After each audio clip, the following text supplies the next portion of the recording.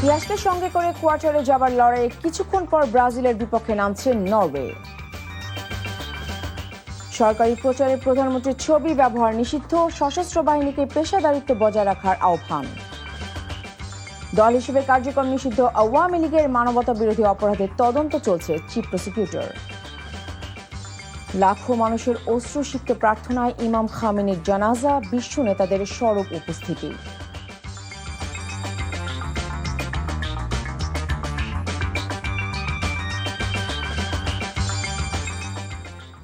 আসসালামু আলাইকুম, নাফিসা তাবাসসুম স্বাগত জানাচ্ছি এনটিভির মধ্যরাতের খবরে। শিরোনাম দেখছিলেন, এবার পুরো খবর।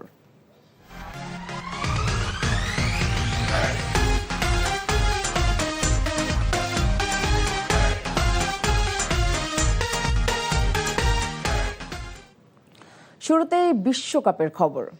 ব্রাজিল নরওয়ের আগুন ম্যাচ উপভোগ করতে রাজধানীর বিভিন্ন প্রান্ত থেকে ফুটবল প্রেমীরা জড়ো হয়েছেন ঢাকা বিশ্ববিদ্যালয়ের ছাত্র শিক্ষক কেন্দ্র টিএসসিতে। সেখান থেকে সরাসরি যুক্ত হচ্ছেন সহকর্মী আবির আহমেদ। আবির, টিএসসিতে ফুটবল উন্মাদনা কেমন দেখছেন?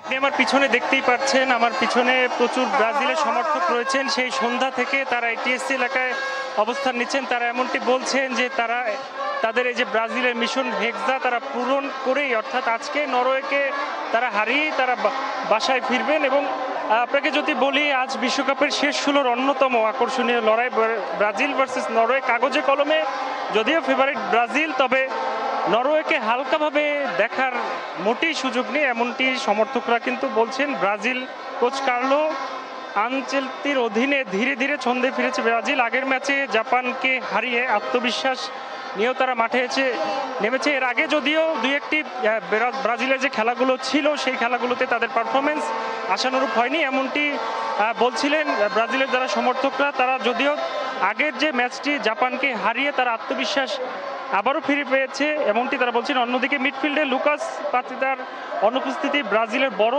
ধাক্কা দিতে পারে, এমনটি একটি আশা করা যাচ্ছে। অন্যদিকে নরওয়ের সবচেয়ে বড় শক্তি আর্লিং হল্যান্ড ইতিমধ্যেই টুর্নামেন্টে দুর্দান্ত ফর্মে রয়েছেন তিনি। তার সঙ্গে মার্টিন ওডেগার্ডের সৃজনশীলতা ব্রাজিলের রক্ষণকে কঠিন পরীক্ষায় ফেলতে পারে, বিশেষ করে কাউন্টার অ্যাটাকে নরওয়ে কিন্তু খুবই বিপজ্জনক। এর আগে যে ম্যাচগুলো হয়েছে তেমনটিতে আমরা এমনটি লক্ষ্য করেছি। ম্যাচের মূল লড়াই হবে ভিনিসিয়াস বনাম নরওয়ের ডিফেন্স এবং হল্যান্ড বনাম ব্রাজিলের সেন্টার ব্যাকদের। বলের দখল ব্রাজিলের কাছেই বেশি থাকার সম্ভাবনা, এমনটি বিশ্লেষকরা যদিও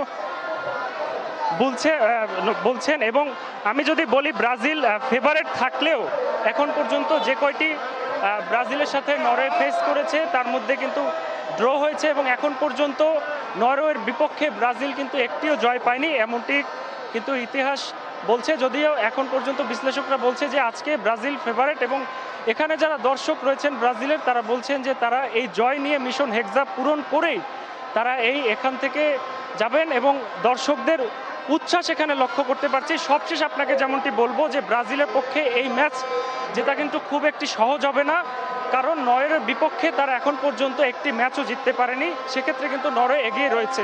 সবশেষ দেখা যাক এখানে ব্রাজিল জিততে পারে কিনা, তাদের মিশন হেক্সা পূরণ করতে পারে কিনা, এবং দর্শকরা যেটি বলছেন তারা প্রত্যাশা করছেন ব্রাজিলকে জিতিয়ে তারা ঘরে ফিরবেন। টিএসসি থেকে বিশ্বকাপ উপভোগের খবর জানছিলাম। অন্য প্রসঙ্গ, সরকারি অনুষ্ঠানের প্রচারে ব্যবহৃত ব্যানার, ফেস্টুন ও বিলবোর্ডে প্রধানমন্ত্রীর ছবি ব্যবহার সম্পূর্ণ নিষিদ্ধ করেছে সরকার। একই সঙ্গে প্রচারণামূলক উপকরণের নকশায় অনুষ্ঠানের উদ্দেশ্য, বার্তা ও বিষয়বস্তুকে সর্বোচ্চ গুরুত্ব দেওয়ার নির্দেশনা দেওয়া হয়েছে। মন্ত্রিপরিষদ বিভাগের উপসচিব তানিয়া আফরোজ স্বাক্ষরিত পরিপত্রের নির্দেশনাগুলো অবিলম্বে কার্যকর করতে বলা হয়েছে। পাশাপাশি পরিপত্রে বলা হয়েছে, প্রচারণামূলক উপকরণের নকশা এমনভাবে প্রস্তুত করতে হবে যাতে অনুষ্ঠানের উদ্দেশ্য, বার্তা ও বিষয়বস্তু সুস্পষ্টভাবে প্রতিফলিত হয়। প্রধানমন্ত্রী তারেক রহমান বলেছেন, সশস্ত্র বাহিনী কঠোর নিয়মানুবর্তিতা ও পেশাদারিত্ব বজায় রাখলে দেশের স্বাধীনতা ও সার্বভৌমত্ব কখনো হুমকিতে পড়বে না। জনগণ যাতে নিজেদেরকে সরকার প্রধান থেকে বিচ্ছিন্ন মনে না করে, সে অনুযায়ী নিরাপত্তা কৌশল নেওয়ার আহ্বান জানান প্রধানমন্ত্রী। প্রেসিডেন্ট গার্ড রেজিমেন্ট পিজিআর এর 51তম প্রতিষ্ঠা বার্ষিকীতে তিনি এসব কথা বলেন। হাসান মাহমুদের রিপোর্ট। রাষ্ট্রপতি, প্রধানমন্ত্রী সহ রাষ্ট্রের অতি গুরুত্বপূর্ণ ব্যক্তিদের নিরাপত্তায় নিয়োজিত পিজিআর এর ৫১তম প্রতিষ্ঠাবার্ষিকীর আয়োজনে যোগ দেন প্রধানমন্ত্রী তারেক রহমান। পিজিআর এর কোয়ার্টার গার্ড পরিদর্শন করে পরিদর্শন বইতে স্বাক্ষর করেন সরকার প্রধান। হেডকোয়ার্টার চত্বরে বৃক্ষরোপণ করে অংশ নেন দোয়ায়। পরে শহীদ ক্যাপ্টেন হাফিজ হলে প্রীতিভোজে অংশ নিয়ে অতিথিদের সাথে কুশল বিনিময় করেন। রীতি অনুযায়ী ৫১তম প্রতিষ্ঠাবার্ষিকীর কেক কাটেন প্রধানমন্ত্রী। পিজিআর এর পক্ষ থেকে তাঁর হাতে তুলে দেওয়া হয় শুভেচ্ছা স্মারক। পরে প্রধানমন্ত্রী তার বক্তব্যের শুরুতেই শহীদ রাষ্ট্রপতি জিয়াউর রহমানের সাথে শাহাদাত বরণকারী ৫ পিজিআর সদস্যকে গভীর শ্রদ্ধায় স্মরণ করেন। ৮১ সালের ৩০শে মে চট্টগ্রাম সার্কিট হাউসে প্রেসিডেন্ট জিয়াউর রহমানের শাহাদাত বরণের সময় কর্তব্য পালনরত পিজিআর এর কয়েকজন সদস্য শহীদ হয়েছিলেন। আজকের এই দিনে আমি পিজিআর এর সেই সকল শহীদদের গভীর শ্রদ্ধার সঙ্গে স্মরণ করছি। স্বাধীনতার সার্বভৌমত্বকে অক্ষুণ্ণ রাখতে বাহিনীগুলোর দেশপ্রেম ও পেশাদারিত্বকে ধারণ করে কাজ করার নির্দেশনা দেন প্রধানমন্ত্রী। বহুমাত্রিক চ্যালেঞ্জ মোকাবেলায় শুধুমাত্র পিজিআরই নয়, প্রতিটি বাহিনীকেই আধুনিক এবং সময়োপযোগী প্রশিক্ষণের মাধ্যমে নিজেদেরকে সার্বক্ষণিক প্রস্তুত রাখা অত্যন্ত জরুরি। সশস্ত্র বাহিনী যদি দেশপ্রেমে উদ্বুদ্ধ হয়ে কঠোর নিয়মবর্তিতা অনুসরণ এবং পেশাদারিত্ব বজায় রাখেন, তাহলে দেশের সার্বভৌমত্ব আর কখনোই হুমকির সম্মুখীন হবে না বলে আমি বিশ্বাস করি, ইনশাআল্লাহ। সরকারি কর্মসূচি সহ বিভিন্ন আচার অনুষ্ঠানে জনগণের সাথে সরকার প্রধানের সম্পর্কের দূরত্ব যাতে তৈরি না হয় সেভাবে নিরাপত্তা কৌশল নিতেও পিজিআরকে নির্দেশ দেন প্রধানমন্ত্রী। আপনাদের প্রতি আমার আহ্বান, নিরাপত্তা কৌশল এমনভাবে বিন্যাস করা জরুরি জনগণ যাতে নিজেদেরকে সরকার প্রধান থেকে বিচ্ছিন্ন মনে না করেন। নতুন বিশ্ব বাস্তবতায় সশস্ত্র বাহিনী সহ বিশেষায়িত বাহিনীগুলোকে যুগোপযোগী ও আধুনিক করার আশ্বাস দেন সরকার প্রধান। Hasan Mahmud, NTV news, Dhaka. ফিরছি অন্য প্রসঙ্গে। দল হিসেবে আওয়ামী লীগের বিরুদ্ধে মানবতা বিরোধী অপরাধের অভিযোগের তদন্ত চলছে। তদন্তের সম্পৃক্ততার প্রমাণ পাওয়া গেলে আইনি ব্যবস্থা নেওয়া হবে। নিজ কার্যালয়ে সাংবাদিকদের এ কথা জানিয়েছেন আন্তর্জাতিক অপরাধ ট্রাইব্যুনালের chief prosecutor advocate Aminul Islam.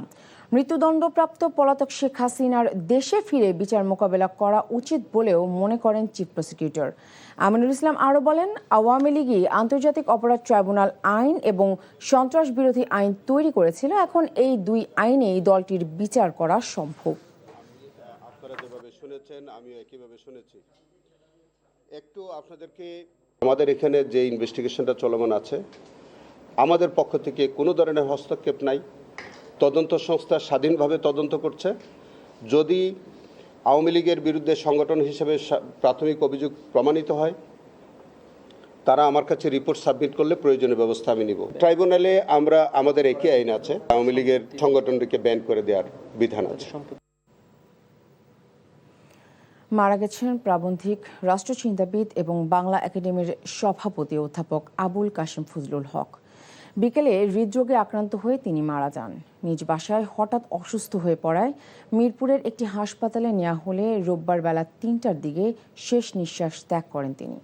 ৮৫ বছর বয়সী বরেণ্য এই শিক্ষাবিদ ১৯৪০ সালে কিশোরগঞ্জের পাকুন্দিয়া উপজেলায় জন্ম নেন। তার গোটা পেশা জীবন কাটে ঢাকা বিশ্ববিদ্যালয়ের বাংলা বিভাগে গবেষণা ও শিক্ষকতায়। ২০১১ সালে তিনি অবসর গ্রহণ করেন। মুক্তিযুদ্ধের সময় তিনি ঢাকা শহরে মুক্তিযোদ্ধাদের অর্থ সংগ্রহ ও আশ্রয় দিয়ে সহায়তা করেন।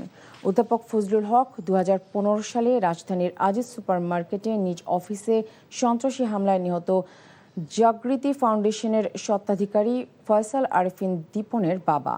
কাল বাদ জোহর ঢাকা বিশ্ববিদ্যালয় কেন্দ্রীয় জামে মসজিদ প্রাঙ্গণে গুণী এই শিক্ষকের জানাজা অনুষ্ঠিত হবে। দেশে সঠিকভাবে রোগ নির্ণয়ের সক্ষমতার ঘাটতি আছে। স্বাস্থ্যসেবার বিকেন্দ্রীকরণ না হলে জনগণের দোরগোড়ায় স্বাস্থ্যসেবা পৌঁছানো সম্ভব নয়। স্বাস্থ্যমন্ত্রী সর্দার সাখাওয়াত হোসেন এসব কথা বলেছেন। রোববার দুপুরে রাজধানীর আগারগাঁওয়ে নিউরোসায়েন্স হাসপাতাল পরিদর্শন করে মন্ত্রী আরও জানান, হাম প্রতিরোধে সব রকম পদক্ষেপ নেওয়া হয়েছে। স্বাস্থ্য প্রতিমন্ত্রী ডক্টর এম মুহিত জানিয়েছেন, ধনী গরিব সবাইকে একই রকম চিকিৎসা এবং দেশে বিশ্বমানের স্বাস্থ্য সেবা নিশ্চিত করা সরকারের লক্ষ্য। প্রতিমন্ত্রী জানান, আগামী 15 অগস্ট নিউরো সায়েন্স হাসপাতালের সম্প্রসারিত ভবন উদ্বোধন করবেন প্রধানমন্ত্রী। এর আগে ঢাকা বিশ্ববিদ্যালয়ের সিনেট ভবনে স্বাস্থ্য সেবায় উচ্চ প্রযুক্তি শীর্ষক আন্তর্জাতিক সেমিনারে অংশ নেন স্বাস্থ্যমন্ত্রী। জুলাই বিপ্লবের শহীদদের রাষ্ট্রীয় স্বীকৃতি ও সম্মাননা দেওয়ার দাবি জানিয়েছেন শহীদ আবু সাইদের বড় ভাই আবুল হোসেন। পলাতক ফ্যাসিস্টদের নতুন বিতর্কের অপচেষ্টা ও বিভ্রান্তিকর বয়ান থেকে সচেতন মহলকে সতর্ক থাকার আহ্বান জানান তিনি। রোববার দুপুরে রায়েরবাজার কবরস্থানে জুলাই গণঅভ্যুত্থানের শহীদদের কবর জিয়ারত করে মঞ্চ 24। পরে সেখানে এক সংবাদ সম্মেলনে আবুল হোসেন বলেন, আবু সাইদের সর্বোচ্চ আত্মত্যাগই দেশের মানুষকে রাজপথে ঝাঁপিয়ে পড়তে অনুপ্রেরণা জুগিয়েছিল। মুক্তিযুদ্ধের বীরত্বসূচক খেতাবের মতো জুলাই বিপ্লবের শহীদদের জন্য রাষ্ট্রীয় স্বীকৃতি ও স্মৃতিস্তম্ভ সংরক্ষণের দাবি জানান তিনি। এ সময় মঞ্চ 24 এর আহ্বায়ক ফাহিম ফারুকী বলেন, এতদিনেও শহীদদের যথাযথ রাষ্ট্রীয় সম্মান না দেওয়া ও শহীদ পরিবারের অবহেলিত থাকা দুঃখজনক। বরিশালে আবাসন কোম্পানির ব্যবস্থাপনা পরিচালককে সংবেদনশীল স্থানে চেপে ধরে চেক ও স্ট্যাম্পের সই নেওয়ার অভিযোগে লিটু ও আজাদ নামে 2 জনকে গ্রেফতার করেছে পুলিশ। ভুক্তভোগী আব্দুল আজিজ হাওলাদার অভিযোগ করেন, তাকে শারীরিকভাবে লাঞ্ছিত ও হুমকি দিয়ে 6টি নন জুডিশিয়াল স্ট্যাম্প ও 70 লাখ টাকার একটি চেকে সই করতে বাধ্য করা হয়। অভিযুক্ত লিটু জাতীয়তাবাদী যুবদলের সঙ্গে সম্পৃক্ত বলে দাবি করলেও বরিশাল মহানগর যুবদল এ দাবি অস্বীকার করেছে। বরিশাল মহানগর পুলিশের সহকারী কমিশনার বেলাল হোসেন জানান, ভুক্তভোগীর অভিযোগের প্রেক্ষিতে আদালত কোতোয়ালি মডেল থানাকে তা FIR হিসেবে নথিভুক্ত করার নির্দেশ দেন। তরুণদের ডায়াবেটিস, উচ্চ রক্তচাপ, হৃদরোগ সহ বিভিন্ন স্বাস্থ্য ঝুঁকি বাড়ছে, তাই কর্মদক্ষতাও প্রতিনিয়ত কমছে। এ কথা বলেছেন রাজউক চেয়ারম্যান মোহাম্মদ রিয়াজুল ইসলাম। রোববার বিকেলে রমনায় IEB মিলনায়তনে ইঞ্জিনিয়ার্স ইনস্টিটিউশন বাংলাদেশ এর উদ্যোগে হেলথ অ্যান্ড ওয়েলনেস সেমিনারে তিনি আরও বলেন, কোন খাবারে অতিরিক্ত চিনি, লবণ, অস্বাস্থ্যকর চর্বি এবং কৃত্রিম উপাদান রয়েছে সেই বিষয়গুলো তরুণদের জানতে হবে। সুস্থ জীবন ও দীর্ঘমেয়াদী কর্মক্ষমতা নিশ্চিত করতে ফাস্ট ফুডের পরিবর্তে সুষম ও পুষ্টিকর খাবার গ্রহণের অভ্যাস গড়ে তোলার আহ্বান জানান তিনি। এছাড়া প্রকৌশলীদের জীবনমান উন্নয়নে স্বাস্থ্য বিষয়ক জ্ঞান ও প্রশিক্ষণের ওপর গুরুত্ব আরোপ করেন বক্তারা। ফের চালু হলো বিমান বাংলাদেশ এয়ারলাইন্সের সিলেট ম্যানচেস্টার সরাসরি ফ্লাইট। প্রবাসীদের দীর্ঘদিনের দাবির প্রেক্ষিতে এই ফ্লাইট নিয়মিত চলবে বলে জানিয়েছেন বেসামরিক বিমান পরিবহন ও পর্যটন মন্ত্রী আফরোজা খানম রিতা। রোববার দুপুরে সিলেট ওসমানী আন্তর্জাতিক বিমানবন্দরে ম্যানচেস্টার থেকে সরাসরি ফ্লাইটে আসা যাত্রীদের স্বাগত জানান বিমানমন্ত্রী। কখনো লোকসান, কখনো বিমান সংকট দেখিয়ে বন্ধ রাখা হয় সিলেট ম্যানচেস্টার সরাসরি ফ্লাইট। ফলে ঢাকায় অবতরণের পর বাড়তি ভাড়া ও ভোগান্তি সহ্য করে যাতায়াত করতে হতো সিলেটের বিপুল সংখ্যক প্রবাসীকে। তবে প্রধানমন্ত্রীর নির্দেশনায় এই ফ্লাইট নিয়মিত রাখার উদ্যোগ নেওয়া হয়েছে বলে জানান মন্ত্রী। মানবিক সেবামূলক সংগঠন হাসির 12 বছর পূর্তি উপলক্ষে সৌদি আরবের আল খারিজে আয়োজন করা হয় বর্ণাঢ্য অনুষ্ঠান। এনটিভি সৌদি আরব প্রতিনিধি জানান, অনুষ্ঠানে সংগঠনের এক যুগের পথ চলা, বিভিন্ন মানবিক কার্যক্রম এবং সমাজসেবায় অবদানের চিত্র তুলে ধরা হয়। কেক কাটা ও গুণীজনদের সম্মাননা ক্রেস্ট প্রদানের মধ্য দিয়ে উৎসবটি হয়ে ওঠে প্রাণবন্ত। প্রতিষ্ঠাতা সভাপতি মোহাম্মদ মোসলেউদ্দিন মুন্নার সভাপতিত্বে আলোচনা সভায় ছিলেন ফারুক আহমেদ চান, ডক্টর মহসিন, শাহজালাল চঞ্চল, নূর আলম সহ বিশিষ্ট ব্যক্তিবর্গ।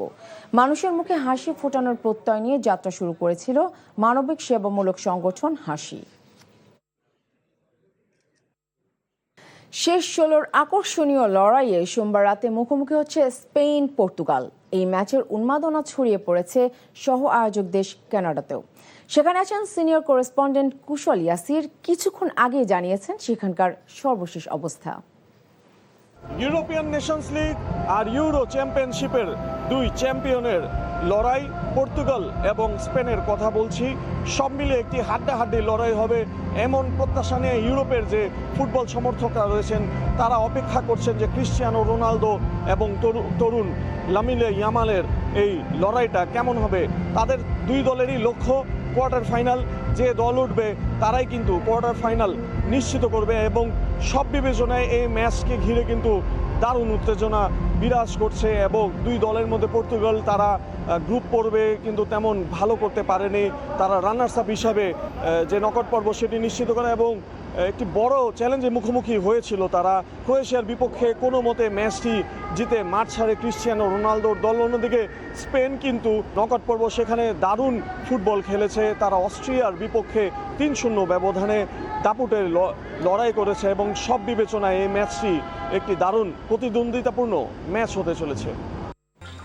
এই ছিল মধ্যরাতের খবরে। এই খবরের ভিডিও সহ আপডেট জানতে ভিজিট করুন এনটিভি অনলাইন www.ntvbt.com। এছাড়াও এনটিভির জনপ্রিয় সব অনুষ্ঠান ও খবরের আপডেট জানতে ভিজিট করুন আমাদের ইউটিউব ও ভেরিফাইড ফেসবুক পেজ। ধন্যবাদ সবাইকে।